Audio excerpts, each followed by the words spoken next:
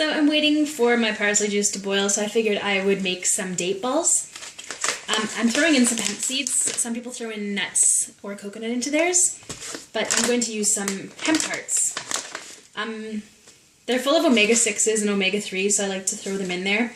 And they have about, what's it, like 50 or 70% of your magnesium, 30% of your zinc, 30% of your iron and your thiamine, 110% of your manganese. I don't know exactly what that does for you, but yeah, they're really, really good for you. 13 grams of fat and 3 tablespoons, and I don't use 3 tablespoons. I'll probably use like 2 teaspoons, but I like the texture of them, and it feels like I'm getting, you know, my omegas. People always say like you have to eat fish to get your omegas, but you don't.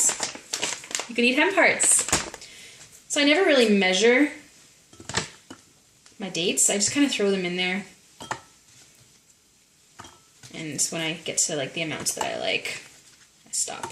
When it looks pretty good. It looks pretty full. I don't want to throw too much in there or else I'll have a difficult time chopping it up.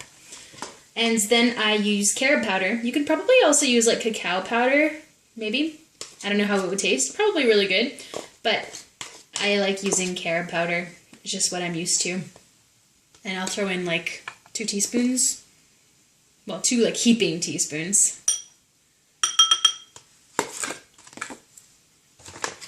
And then my hemp hearts.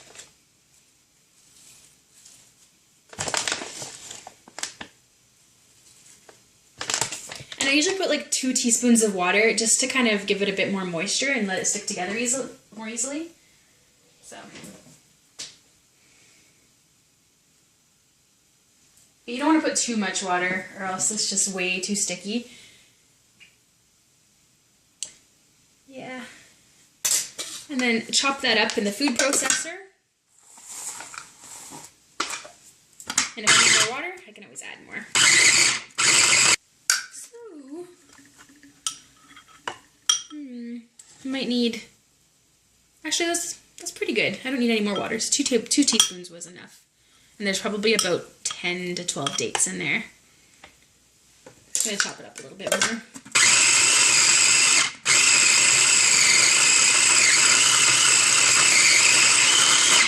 And then it'll all stick to the side in this nice big blob. And then I just separate it and roll it into little balls and put it in a container. It's Mother's Day. Got the Tragically Hip stuck in my head.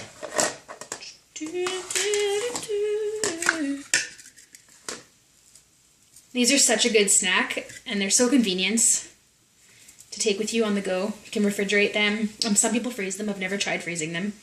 Yeah, see, they roll into perfect little balls. I might make a couple more containers.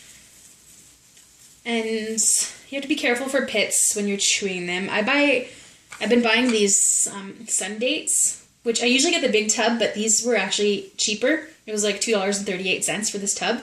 And they're pitted already, which is nice. And I don't have to worry about like bug eggs and stuff because I think they pit them with a machine and they're pretty clear, pretty clean. But even though they're pitted, when I was eating date balls the other day, I almost cracked my tooth open because I bit into one and there was a seed in it. So you have to be careful. Even if it says it's pitted, they might have missed a couple. And it kind of hurts when you chomp into one. I didn't check these dates before I threw them in there, but I'll just like have to be a bit careful when I'm biting into one. Just bite into it slowly.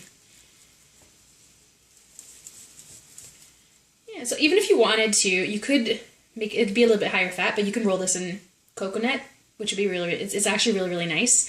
Sometimes I throw in a little bit of rum extract, and then it's like chocolate rum coconut balls, which are really, really tasty. I used to eat those like when I wasn't vegan, and I think they're really, really bad for you, but if you just make it with dates and coconut, it's way better for you, much lower in fat, and just as delicious.